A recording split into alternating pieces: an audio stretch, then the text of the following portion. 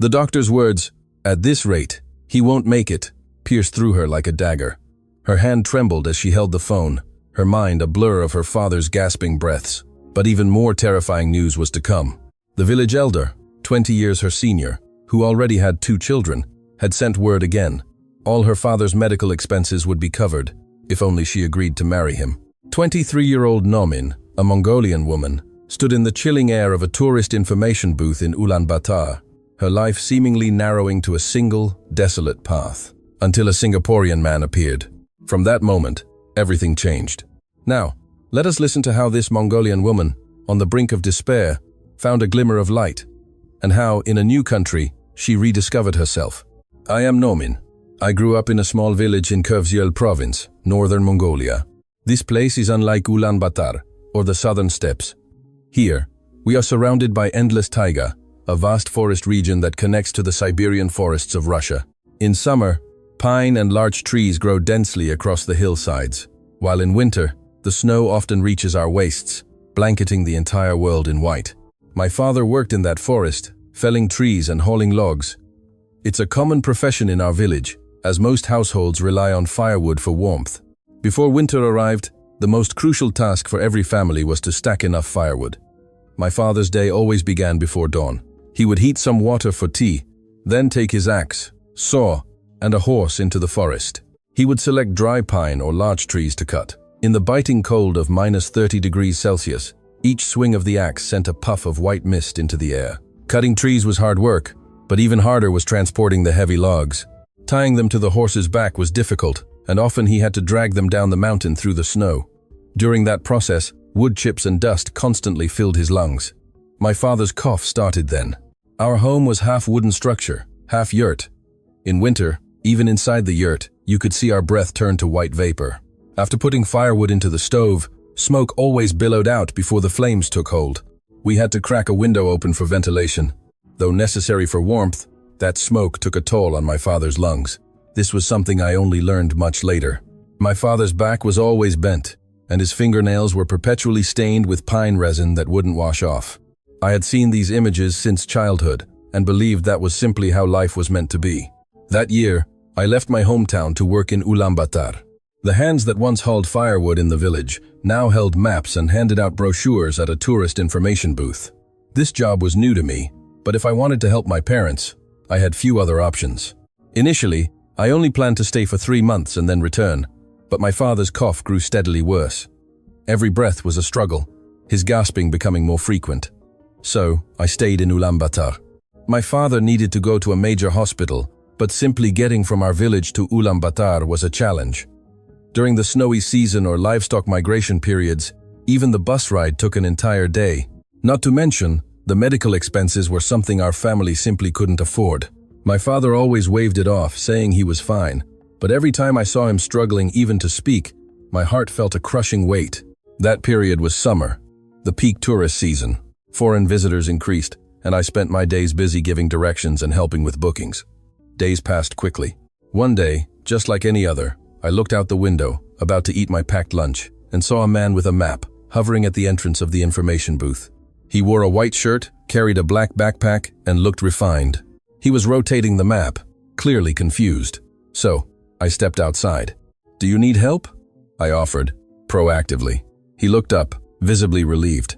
"Excuse me, can I get a tourist brochure here?" I recognized the accent as Mandarin Chinese, and then I realized he was a Singaporean. He said his name was Marcus Tan. Most tourists quickly confirmed their destination and rushed off, but this man was different. After I gave him directions, he thanked me, took a few steps back, then returned to ask, "Do you recommend any restaurants nearby?" I felt he was a polite, albeit unfamiliar, person. That impression lingered with me particularly long. That day, I took him to a nearby restaurant, then returned to the information booth. I should have forgotten such a fleeting encounter quickly, but for some reason, I kept remembering him. Perhaps it was from that moment that someone slowly began to walk into my life. However, overshadowing that warm feeling was the growing shadow of my father's illness. A few days later, my mother called, saying my father had been gasping all night and had barely slept. She cautiously suggested, "Should we take father to the university hospital in Ulaanbaatar?" I couldn't answer. Medical expenses were a problem, But what terrified me more was that my father was already too weak to even climb a small hill. That night, I tossed and turned in my dormitory bed at the information booth. My mind echoed with my father's cough, and then, inexplicably, the face of Marcus, whom I had met just days before. It was a few days later. As I was about to leave the information booth, I saw someone waving from a distance. As he approached, I realized it was Marcus, the man who had asked for directions. "Can I talk to you for a moment?" he asked, a little out of breath. I nodded. Then, to my surprise, he suddenly spoke in Mongolian. "Bialtsan, Khasha Yavachve, Bialtsan, Khasha Yavachve," meaning "I'm lost, which way should I go?" It was rare to hear such fluent Mongolian from a foreigner. I froze for a moment, my eyes wide. Seeing my surprise, Marcus smiled a little awkwardly. "I have a Mongolian colleague at my company in Singapore. He went back home recently, so I came to visit him and also to travel around Mongolia. I only know a tiny bit." That phrase was pretty much the extent of it. His explanation was natural, unpretentious. This man's way of speaking was down to earth, and he had even made an effort to learn a few words out of respect for the local culture. This attitude left a deep impression on me. After that day, Marcus often passed by the information booth to greet me. He didn't say anything profound, but whenever he saw me looking down, he would stop and ask, "Are you all right?" These small gestures of concern stayed with me longer than I expected. Days passed, and just as my spirits began to lift slightly, my mother called again. She said my father had been unable to breathe properly all night, forced to sit up until dawn. The moment I heard those words, my heart shattered piece by piece. My mother was silent for a long time. Then, as if confessing something, she whispered, "Nomin, that family, they proposed again." The phone nearly slipped from my hand. That family belonged to a village elder, 20 years older than me, with 2 children, and he was a constant subject of gossip in the village. A few days earlier, some matchmakers had approached my mother, saying that if her daughter agreed, they would cover all my father's medical expenses. My mother continued in a trembling voice, "Everyone in the village knows our situation, so that family said they would pay for all your father's treatment this time." The moment I heard that, I felt my feet leave the ground, and I swayed with dizziness. "Your mother doesn't want to send you to a place like that, truly I don't. But seeing your father like this, I really don't have a choice." I gasped for air, feeling as if something heavy was pressing down on my chest. My only path seemed to be to sacrifice my will and give up my life. It felt so cruel. "Nomin, I'm sorry to tell you all this. Truly I am. But we really don't know what else to do right now." Hearing that, I couldn't even cry. It wasn't my mother who should be apologizing, it was me. My parents were sick, and I couldn't do anything. I felt immense shame and despair towards myself. That night, I didn't even cry. I just sat motionless in the dark room for a long time. I felt like a useless daughter, repeating the same thought in my mind. If I were more capable, if I had more ability, my father wouldn't have to face such a choice. I sat there, and I don't know if I fell asleep or not, but when I came to, the sky outside the window was already growing light. My eyes felt so heavy as I lay there. My phone vibrated. It was a message from the information booth. "Nomin, are you all right? You looked very tired yesterday." I briefly replied, "I'm fine," but in truth, I was far from it. As soon as I sat up, my father's face reappeared in my mind, and my heart felt crushed by something heavy. That day at work, I couldn't concentrate at all. The voices of customers entering the information booth, my colleagues' conversations. Everything seemed to come from a great distance. During lunch, the sound of the door opening made me look up. Marcus stood there. His expression wasn't his usual easy smile, but rather a little cautious. "Nomin, you look very tired today." I turned my head away, wanting to say I'm fine, but my lips wouldn't open. I stood there, speechless. He hesitated, then handed me a small paper bag. "I bought this near my place. Drink it while it's hot, you'll feel better." Inside the bag was freshly brewed tea. Normally, I would have smiled and said thank you, but that day, I couldn't even utter those 2 words. I just sat there, powerless. Marcus quietly sat opposite me, and then, for a long time, he said nothing. Sometimes, more than words of comfort, it is simply the quiet presence of someone that touches the heart more deeply. After a while, he spoke softly, "Nomin, I won't ask what happened. You don't have to force yourself to say you're okay. Can I just stay with you today?" That sentence was so gentle it made me feel even worse. I kept my head down, unable to answer for a long time. Finally, I managed to whisper, "I don't know what to do." As those words left my lips, the rock-like emotion that had been pressing on my heart slowly began to crumble. Marcus didn't show surprise. He just nodded and said, "It's okay. If you don't want to talk, you don't have to. But I hope you don't try to bear it alone." That sentence, more than comfort, felt like a permission to lean on someone, just a little. It allowed some of the overwhelming sorrow that was about to overflow in my heart to subside, just a tiny bit. From that day on, I couldn't wear a mask in front of Marcus. Trying to pretend I was okay would only make him see through me. I simply focused on quietly regulating my breathing. That felt more natural. Days passed, and I continued to spend each day in deep worry. The marriage proposal lingered in my mind. Every time the phone rang, my heart would first tremble. One evening, as work was about to end, Marcus came again. But the moment he saw my face, his expression froze. "Noman, your complexion has been really bad these past few days. Is it?" He stopped mid-sentence. I just kept my head down, afraid that if I spoke, I would burst into tears. Marcus didn't press. He just sat on the chair beside me. "I can wait until you're ready to talk." That sentence touched a corner of my heart. No one had ever been willing to match my pace, to wait for me. I clasped my hands, and after a long while, I spoke softly. "My father has difficulty breathing." My voice trembled slightly. "Everyone says to just go to the hospital, but for our family, that's not an easy thing." Marcus nodded, but said nothing. He didn't pry, nor did he offer solutions. This, paradoxically, made me want to say more. "Someone in the village has been talking about marriage." The moment those words left my mouth, my heart felt a heavy squeeze. That family said they are willing to help with my father's medical expenses. But he's 20 years older than me, and he has 2 children. I couldn't continue. My throat felt constricted. Marcus's hand paused, then cautiously moved a little closer, but didn't touch me. I felt his carefulness. "So you're in a lot of pain right now, aren't you?" His tone wasn't pity, but understanding. I took a deep breath and spoke the last sentence that I hadn't dared to tell anyone until now. But I heard this is the only way to save my father. So I have to. At that moment, my voice completely broke. Marcus looked directly into my eyes and said in a very firm voice, "Noman, don't make that choice." I looked up, surprised. He continued with an expression I had never seen before. "Noman, no matter who you marry, it should be someone you want, shouldn't it? And to give up your life just because of medical expenses, that's absolutely not something you should do." I couldn't speak. Those words were less like comfort and more like a declaration. After a brief silence, Marcus spoke again in a very careful, firm voice. "I'll help you." I was startled and quickly shook my head. That was the only reaction I could manage. But he also shook his head. "I'm not saying I'll bear your father's medical expenses. That would be another burden for you, Noman." He paused. "I want to live with you, to have you as my family." My heart pounded fiercely.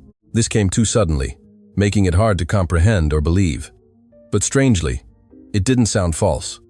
Marcus didn't break eye contact. "I'm not saving anyone. I'm choosing you, Noman." He took a deep breath and added the final sentence. "Noman, you don't need to sacrifice your life. I want to build a future with you where you don't have to do that." The moment I heard that, my heart didn't shatter. Instead, for the first time, I felt that rock-like corner of my heart slowly begin to loosen. But I still couldn't believe it. It was too sudden, and considering my situation, there was no reason for someone to make such a choice for me. I cautiously asked, "Mr. Tan, why are you saying these things to me? It's not out of pity, is it?" He pondered for a moment, then slowly looked up. "Actually, the first time I saw you, Noman, I already felt something for you. That's why I kept lingering around the information booth, wanting to talk to you. I also worried about you for no reason." My heart instantly warmed. At that moment, all those small puzzle pieces finally clicked together. He continued slowly. "When you told me about your family, my heart also felt heavy. I'm not trying to save anyone. I simply chose you, Noman." The moment I heard that, I finally truly understood why this man would choose me. It wasn't pity, it wasn't impulse, nor was it a fleeting emotional confession. The confession ended, but my mind was still violently swaying between reality and emotion. After a brief silence, the evening wind blew in from outside, gently rustling small promotional flyers. I clasped my hands and cautiously spoke softly. "You said you chose me, right? But I have nothing.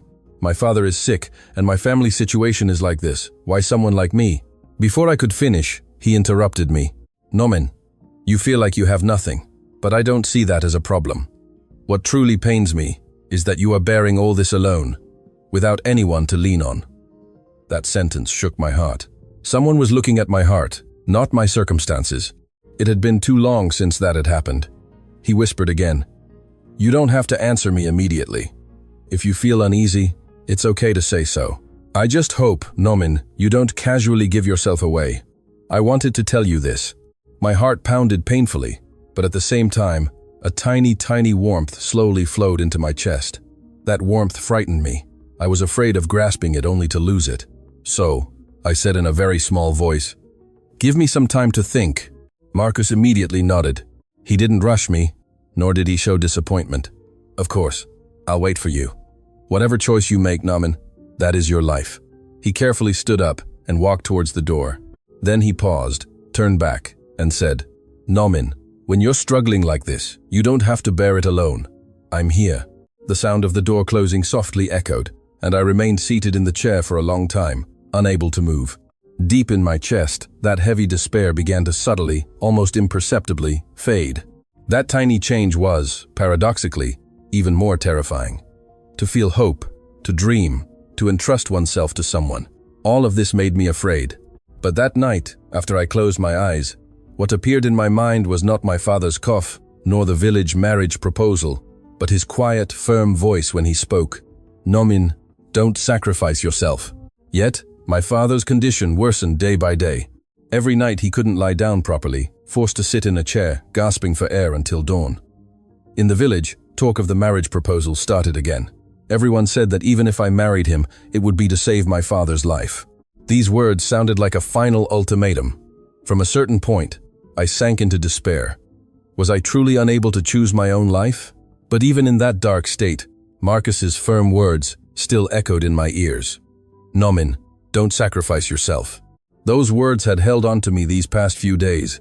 One afternoon, sitting on the old bench behind the information booth, I quietly spoke to Marcus. "I want to try to believe you, just this once. Can you come back to my hometown with me?" Marcus paused, then slowly, very slowly, nodded. "Okay." Only 2 words, but surprisingly steady, and at the same time, they held a reassuring strength. The next morning, before the fog had fully lifted, we boarded the bus to Kövsjöl. Ulaanbaatar's grey buildings slowly receded outside the window, replaced by endless steppes and deep green forests. It had been a long time since I had taken such a deep breath. I was uneasy, and Marcus's shoulders also seemed a little tense. Yet strangely, an inexpressible quiet flowed between us. Finally, we arrived at my village. Everyone's gaze turned towards us. In a small village like this, a strange Singaporean man appearing by my side instantly became the talk of the entire village. My mother stood frozen at the door. My father, with astonished eyes, looked back and forth between me and Marcus. "Who is this person?" My mother's voice was mixed with wariness, fear, and a certain indescribable unease.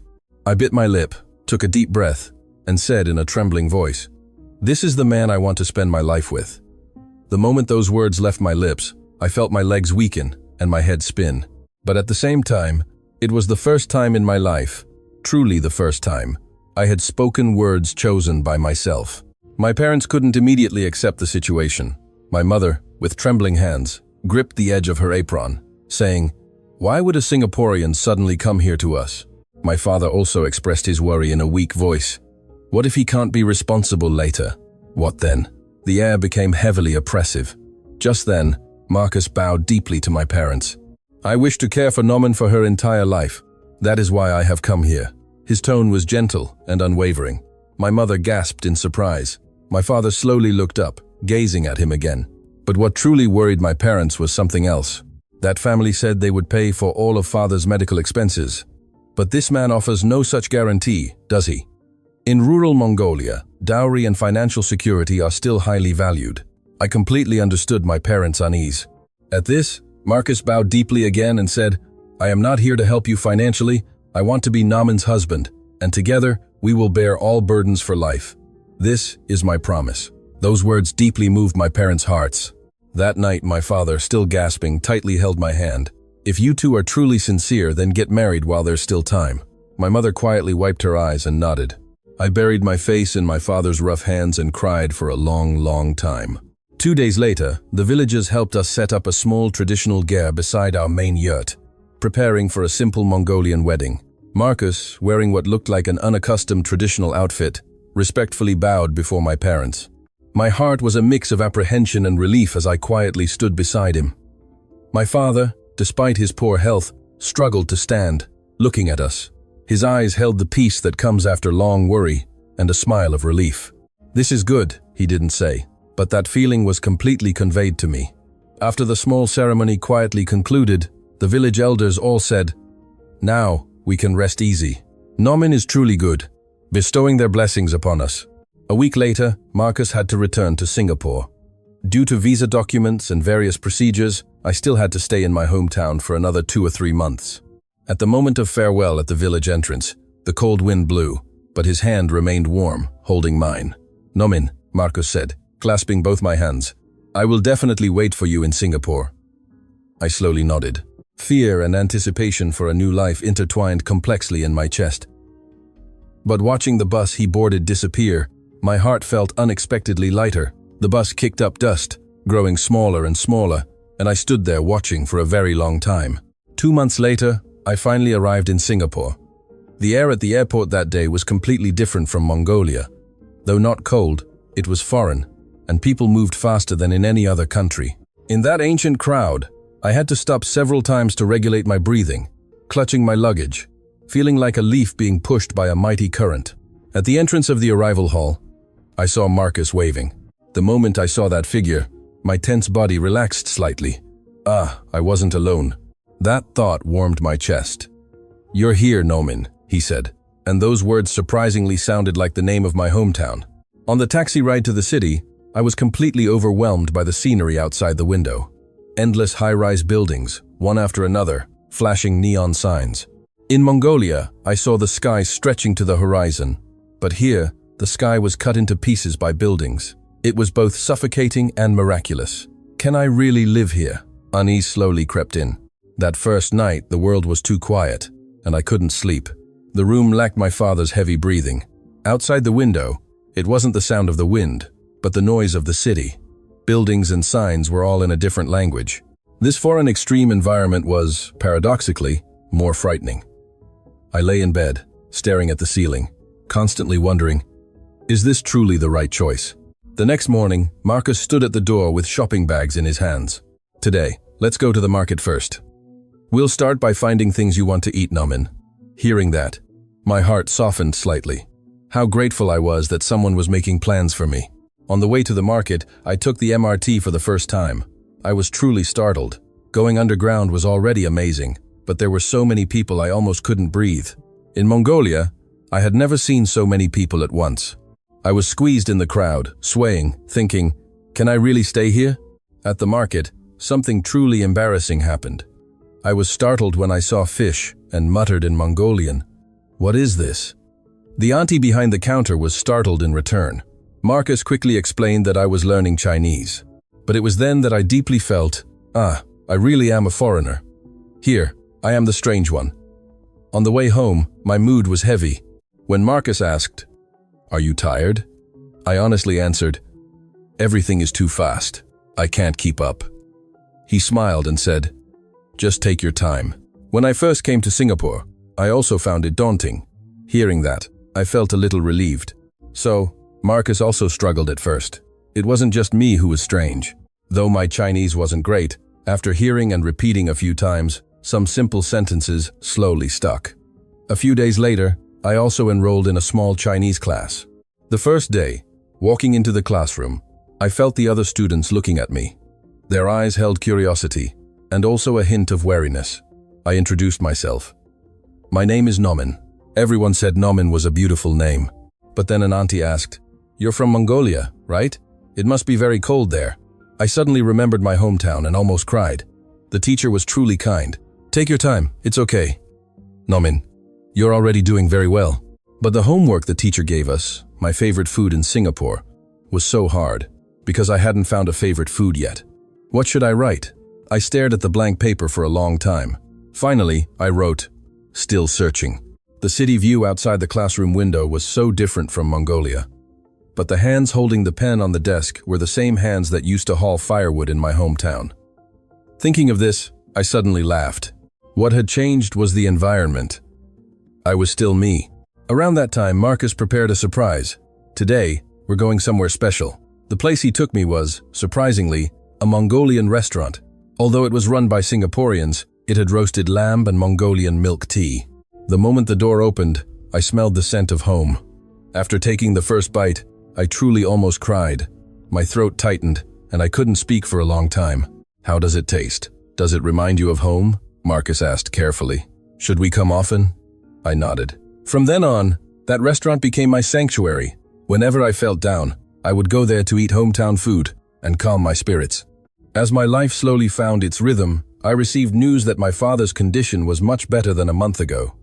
The medicine and living assistance sent from Singapore had been effective. He didn't gasp as much at night and could walk a little better. The moment I heard those words, my chest swelled with emotion. Tears welled up, blurring my vision. It truly was the right choice. Father is getting better. I sat on a small kitchen chair, trying to hold back my tears, but I still cried silently. "It's okay, these are tears of joy," Marcus said, coming to comfort me. But new life wasn't always smooth. When I couldn't understand Chinese, loneliness would overwhelm me. There were also many times when small misunderstandings left me feeling upset all day. Especially what happened at the supermarket. It truly flustered me. When I took out my card to pay, someone behind me whispered, "Foreigner." My face instantly flushed. I didn't know what I had done wrong. I just shrunk into myself. Some neighbors would say, "From Mongolia? Huh. Life in Singapore must be hard." Those words, whether they were concern or wariness, sometimes hurt my feelings. They made me feel strange. Every time this happened, Marcus would silently hold my hand. "Here, I am on your side." That sentence became my strength. At least in this world there was one person who understood me. But changes also began to happen. As my Chinese improved, my confidence grew little by little. One day on the bus, I saw an elderly lady carrying heavy bags. I said, "Let me help you." The lady was startled and exclaimed, "Oh my, your Chinese is very good." At that moment, I felt proud for the first time. I could do it too. Then, one spring, the long-awaited news finally arrived. "Nomin, we can come to Singapore." My mother's voice trembled. The moment I heard that, I felt my chest about to burst. After months apart, I could finally see my parents. Mongolian hospital diagnoses, immigration documents, invitation letters, everything was prepared. My parents could finally come to Singapore. It felt like an iced-over river suddenly melting and flowing. My heart surged. On the day I waited for my parents at the airport, my hands kept shaking and my eyes were fixed on the door. Then I saw my father, wearing a gray overcoat, slowly walking towards me. His face was thinner, but his eyes were as warm as ever. "Dad." The moment that single word left my lips, I couldn't hold back anymore and ran to embrace him. My father patted my shoulder and said, "Our daughter persevered." In that moment, months of fear, loneliness, and responsibility all melted into tears. Marcus also bowed deeply to my parents. "Uncle, Auntie, you must be tired from your journey." My mother tightly held his hand. "Thank you. Nomin, I entrust her to you." Those words were warmer than any blessing and completed my new life. That night, as we ate dinner together, my father smiled and said, "Nomin, you've become more cheerful."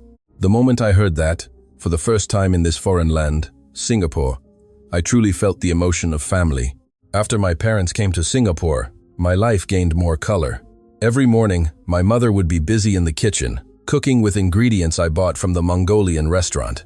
Although the taste was still a little different from home, seeing my mother's focused back while she cooked made my heart feel very settled.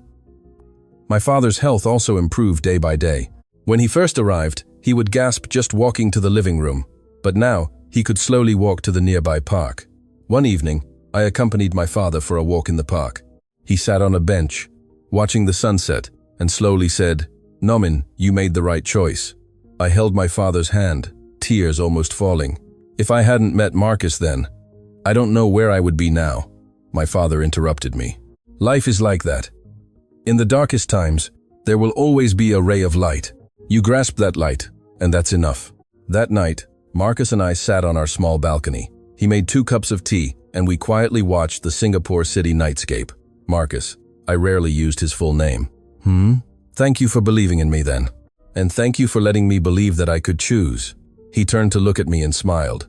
Nomin, I never doubted you. You are stronger than you think. Those words made my eyes well up again. A few days later, in my Chinese class, I was finally able to speak an entire paragraph fluently. The teacher and my classmates gave me enthusiastic applause. After class, a classmate, also from Southeast Asia, approached me and said, Nomin, you're improving so fast. I want to work hard like you. At that moment, I suddenly realized that I was no longer the girl who stood bewildered in the crowd when I first arrived in Singapore. One weekend, Marcus suggested taking my parents to Marina Bay Sands. My father stood beneath the towering buildings, looking up at the sky-piercing structures, exclaiming in astonishment, "Did humans really build this?" My mother also widened her eyes, holding my hand. "Nomin, the place you live now is so different from our village," I laughed. "But no matter where I am still your daughter." We took the elevator up to the Sky Park, overlooking the entire city of Singapore. My father pointed into the distance and asked, "Is that the sea over there?" "Yes, that's the Straits of Singapore," Marcus explained beside him. My father watched for a long time, then turned to me and said, "Nomin, you chose a very big world." "Yes," I said, "but I haven't forgotten where I came from." On the way home that day, my mother suddenly said, "Nomin, I see Marcus treats you really well. He's a very gentle man." "Yes, he is." My mother patted my hand. "Your mother used to worry so much, afraid you would suffer alone here. But seeing you now, your mother feels at ease." That night, I lay in bed, thinking a lot. From the small village in Hoofskull to the tourist information booth in Ulaanbaatar, and now to Singapore, I had walked a very long journey. Although there had been much fear, unease, and tears along the way, in the end, I had arrived here. And more importantly, I wasn't forced here. I chose it myself. My parents stayed in Singapore for a month before returning to Mongolia. On the day we saw them off at the airport, I tried hard to hold back my tears, not wanting to worry them. My father stroked my head, just as he did when I was a child. "Live well, don't worry us." "I will," I said. My mother hugged me and whispered in my ear, "Nomin, you've grown up and you've become strong. Your mother is very proud." I finally couldn't hold back, and tears fell. "Mom, I'll call often." "Good. We'll wait for you." Watching my parents walk through the boarding gate, my heart felt a mix of reluctance and peace. Reluctance because of separation, but peace because I knew they were leaving with comfort and blessings. On the way home, Marcus held my hand. "Are you homesick?" "Yes, but I know they are doing well." "That's enough." "That's good," he smiled and said. "And you can always go back to see them whenever you want." I know. Several months later, my life in Singapore became more and more stable. My Chinese was now good enough for daily conversations, and I even made a few friends. One day, I was buying something at a community convenience store. The cashier auntie said to me, "Nomin, you look radiant lately." "Thank you, auntie. I can tell you're very happy." I smiled and nodded. "Yes, I am truly very happy now." That night, Marcus and I cooked dinner together. He chopped vegetables, and I cooked soup. "Marcus," I said, "sometimes I wonder, if I hadn't met you then, where would I be now?" He stopped what he was doing, turned to look at me. "Nomin, whether you met me or not, you would have found your own path, because you are inherently a very brave person." "No, I had no idea what to do then. But you didn't give up choosing. That is courage." He walked over and gently hugged me. "Nomin, thank you for believing in me. And thank you for being willing to come here." I leaned on his shoulder, closed my eyes. "I should be thanking you for showing me that life can be chosen." That night, I wrote this in my diary. "I once thought my life was meant to be exchanged, but now I know life is meant to be lived." From Mongolia to Singapore, from despair to hope, from being forced to choosing, I walked a very long path. But this path was chosen by myself. This is my greatest happiness. A few months later, I received a call from my mother. "Nomin, I have good news for you." "What good news?" "Your father can walk up the mountain by himself now. He even chopped some firewood today."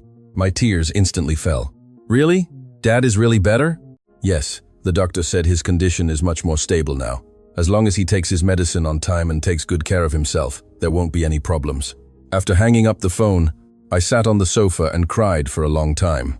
This time, they were all tears of joy. Marcus walked over and sat beside me, gently patting my back. It's okay. Everything will get better and better. Yes, I know. That night, I stood on the balcony, looking at the Singapore nightscape. This city once made me feel foreign, afraid, and bewildered.